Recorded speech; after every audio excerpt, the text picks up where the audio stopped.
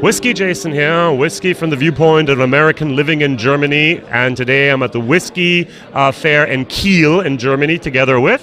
Ranald from Springbank Distillery. Oh, a lot of my friends are going to be very excited now about this. They love that, and if you know me, I'm not a great peat or smoke fan, but tell me, how did the Springbank Distillery start?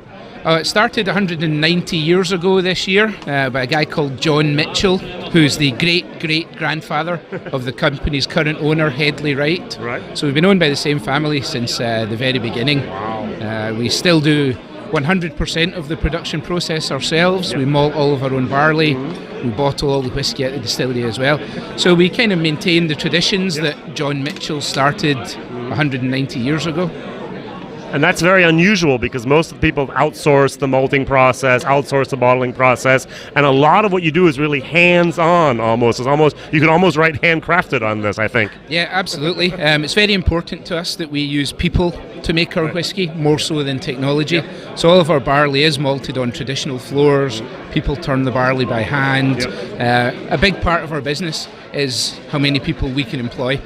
It's not necessarily about making massive profits, because we're not part of a big corporation. We're owned by one guy, so he does it his way, and his way is people, tradition. I really like that. Now, could you maybe show 2 or 3 of the bottles you're now producing, basically your 3 main ranges, right? Yep, absolutely. 3 different styles of whiskey, obviously, at Springbank. Starting with our Hazel Burn. The only one I drink. The only one you do, yep. Made from unpeated malt, triple distilled, so breakfast whiskey, if you can put it that way. And this is our sherry cask matured version. See from the colour, it's fantastic. Nice and rich and fruity. Very good kind of drinking whiskey. Right, and then we'll move on to Old Faithful, Old Classic, Springbank 15. And that's one of the best whiskies you can buy for the money, I think, isn't it? It seems to be pretty popular in that regard. It's not overly expensive, but it's good quality, solid. If I had one whiskey that sums up Springbank Distillery, it would be that one. Now, you had a label redesign, I think, like last year. Why? 2 reasons. First of all, we'd had the old labels for about 10 or 12 years, which is the longest we've ever had a set of labels for. We tend to chop and change semi-regularly, but it came to our attention that our old ones were actually illegal.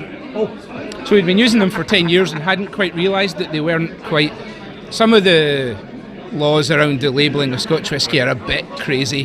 They differ from country to country as well, I'm sure. Yeah, absolutely. But there are certain things, if you have the word single malt on your label, it must be followed with the word Scotch whisky in the same size, the same colour, and so ours didn't quite do that. Right. So we took the opportunity when we were changing them anyway to freshen them up a bit. I had no idea. And the third type of whiskey you also produce? The third type of whiskey is our long row. So more heavily peated. Springbank's lightly peated. Hazelburn, as we said, is unpeated. And long row more heavily peated, kind of 40 to 45 parts per million in the barley. So, and this is where I just don't... I'm sorry, I get out of the train and say, I'm sorry, but that's not my type of thing. But the people who start with the Springbank move up there and go, oh, finally, I'm in heaven. Yeah, absolutely. And that's a great example. There's different whiskies for everybody and different whiskies at different times. Yeah, exactly. You know, I get some people who the first time they try Springbank think, oh, that's a bit too powerful for me. Then I get other people who'll try it and immediately fall in love with it. But we have such a range that there's something there for everybody. Very good. And can we expect anything new in the future? Nothing earth-shatteringly dramatic from Springbank. We're always doing new limited releases, special bottlings, that kind of stuff, and that's going to continue. Most of our new stuff is coming from Glengyle Distillery, so our second distillery that we built 14 years ago. So under the Kilkerran label, we've got some kind of different things coming, different styles of production there and stuff. All right, very, very good. WhiskyJason here, whiskey from the viewpoint of an American in Germany here at the Whisky Fair in Kiel, Germany, together with Ranald from Springbank Distillery in Campbelltown. Thank you very much. Thank you, Jason. Cheers. Cheers.